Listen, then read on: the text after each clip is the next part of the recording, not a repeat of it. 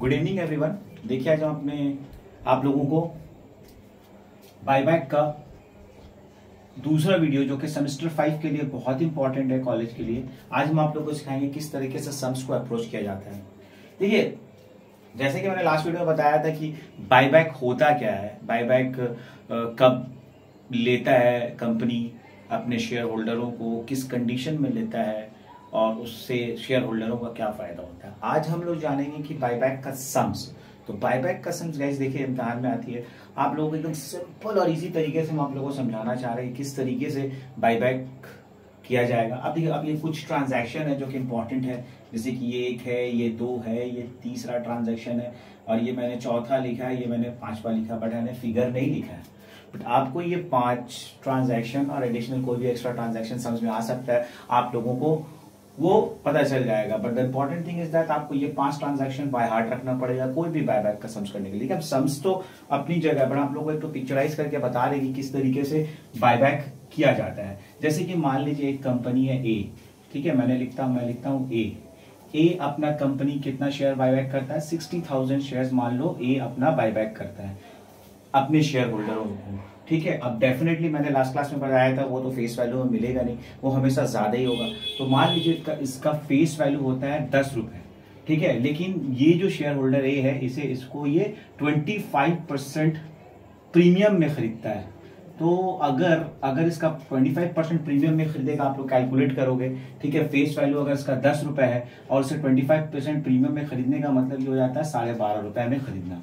यानी कि ए अपना खुद ही शेयर 60,000 का शेयर 10 रुपया होना चाहिए उसे 6 लाख, बट उसे 12.5 के दाम में खरीदना पड़ रहा है। तो दैट मीन्स उसे कितना पैसा देना पड़ेगा, 7,50,000 रुपीज देना पड़ेगा। कितना देना पड़ेगा, 7,50,000 रुपीज। अब देखिए आप एकदम सिंपल तरीके से आपको उसको समझा देता हूं।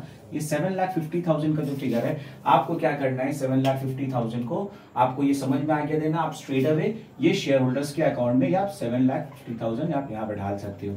ये 7,50,000 आपका क्रेडिट में ये शेयर होल्डर को आपको देना है, आप डाल सकते हो, ठीक है। अब देखिए कोई भी बात अगर आपको रखा जाए कंपनी को, कि मैंने बताया था कि रिच कंपनी लेती है, तो रिच कंपनी इसका मतलब ये नहीं कि अपने पॉकेट से लेती है। रिच कंपनी अपना पैसे का फिर से तरीके से अपना सोर्सेज देखती किस तरीके से आएगा। तो कंपनी क्या करती है, यूजुअली अपना ही शेयर को खरीदने के लिए 7.5 लाख रुपए शेयर को पूरा करने के लिए कंपनी अपना प्रेफरेंस शेयर को इशू कर देती है। तो प्रेफरेंस शेयर को अगर कंपनी अगर इशू करती है, तो मान लीजिए कंपनी डिपेंड करता है कितना, जो कि इसका फेस वैल्यू आपको साफ दिख रहा है कितना, हाउ मच, 6 लाख।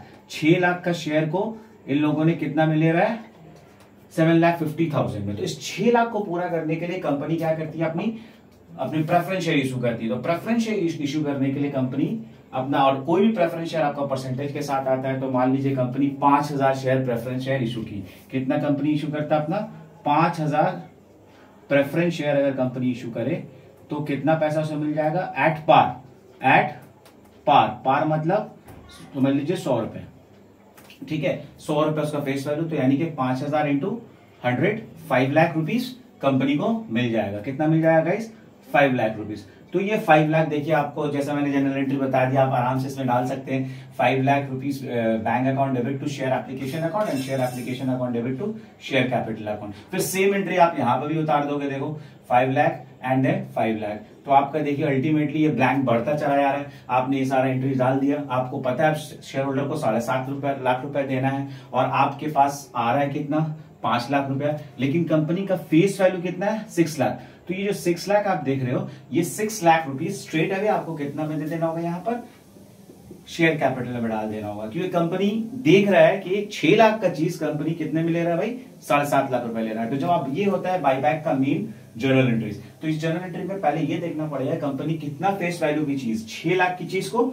7.5 लाख रुपए में लेगी। तो कंपनी यहाँ पर 6 लाख रुपए पहले यहाँ पर बैठा देगी। अब कंपनी अपना क्या क्या चीज देखेंगे, कंपनी का जो आप इक्विटी एंड लायबिलिटीज की तरफ जाओगे तो एक बॉक्स मिलेगा जिसे कहते हैं रिजर्व एंड सरप्लस। इस रिजर्व एंड सरप्लस में कंपनी का सारा पैसा रहता है, जैसे कि आपका कंपनी का सिक्योरिटी प्रीमियम का पैसा होगा, फिर कंपनी का जनरल रिजर्व का पैसा होगा, ओके, फिर कंपनी का पीएल का पैसा होगा, और भी कंपनी का बहुत सारा रिजर्व का पैसा होगा। तो उस पैसे से कंपनी देखेगी उसका सिक्योरिटी प्रीमियम में क्या है। तो फर्स्ट कर लीजिए कंपनी का सिक्योरिटी प्रीमियम में 80,000 रुपए है, ओके, सॉरी आपका सिक्योरिटी प्रीमियम मान लीजिए कंपनी का 1 लाख रुपए है, जनरल रिजर्व में 80,000 रुपए है, पीएल अकाउंट में कुछ भी नहीं है, फर्स्ट कर लीजिए।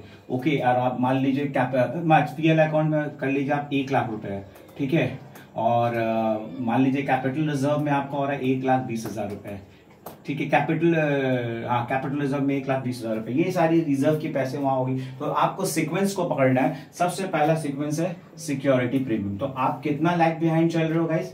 आप इससे कितना लैग बिहाइंड चल रहे हो? 1.5 लाख रुपए लैग बिहाइंड चल रहे हो। आप 1.5 लाख रुपए पीछे चल रहे हो। आपको 1.5 लाख रुपए एक्स्ट्रा, क्योंकि 6 लाख रुपए फेस वैल्यू है, 6 लाख से कितना ज्यादा है? 1.5 लाख। तो 1.5 लाख आपको इस 2 पैसे को इस्तेमाल करके पूरा करना पड़ेगा।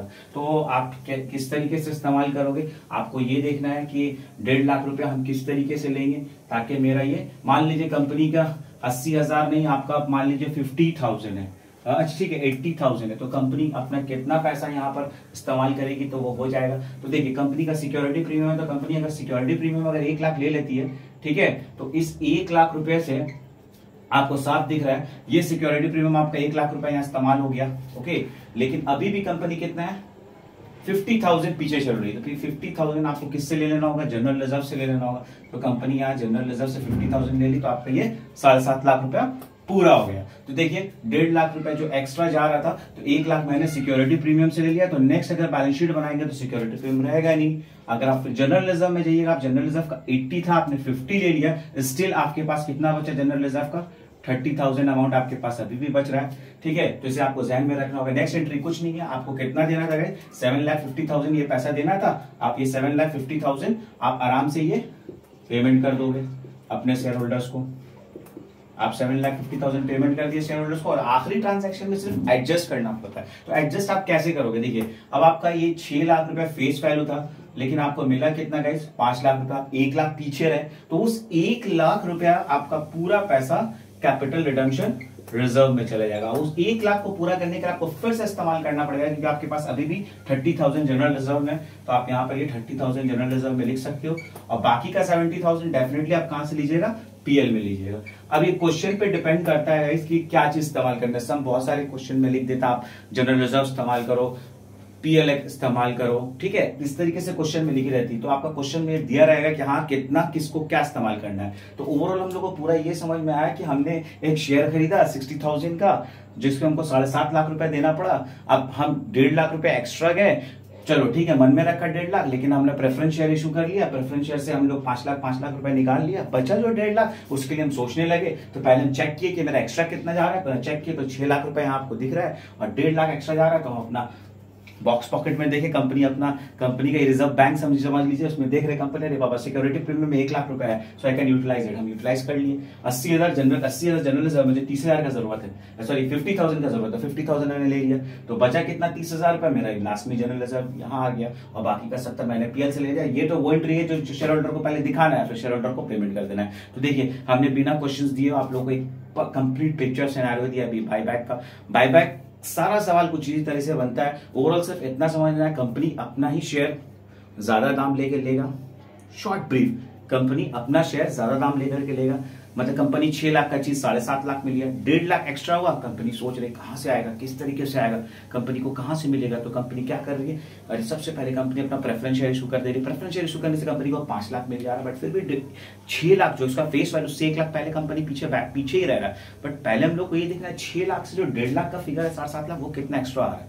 तो जो एक्स्ट्रा को पूरा करने के लिए कंपनी अपना क्या देखेगा? कंपनी अपना रिजर्व एंड सरप्लस देखे। कंपनी अपना रिजर्व और सरप्लस देखता है तो कंपनी को रकम दिख जाता है, कंपनी खुश हो जाती है। कंपनी क्या करती है? चलो भाई 1 लाख उससे ले लेंगे, 50 उससे ले लेंगे, मेरा काम पूरा हो जाएगा। अब बचा 30,000, वो कंपनी का रिजर्व मेरा एंड ऑफ द डे। उसको हम लोग किस तरीके से समझेंगे कि मैं जो 5 लाख से जो 6 लाख 1 लाख पीछे थे, उसको हम लास्ट में इस्तेमाल करेंगे। तो गाइस इसी तरीके से मेरा ये मैसेज रहेगा आप लोगों को। मैं हमेशा कोशिश करूंगा कि अपने हर एक वीडियो में आप लोग को ज्यादा से ज्यादा इजी से इजी तरीके से बता पाऊं। हम फिर से आएंगे आपके पास नेक्स्ट वीडियो के साथ। तो अगर आप लोगों को मेरा ये वीडियो अगर अच्छा लगा तो जरूर अपने दोस्तों में शेयर कीजिएगा, और मेरे चैनल को जरूर सब्सक्राइब कीजिएगा। Thank you very much.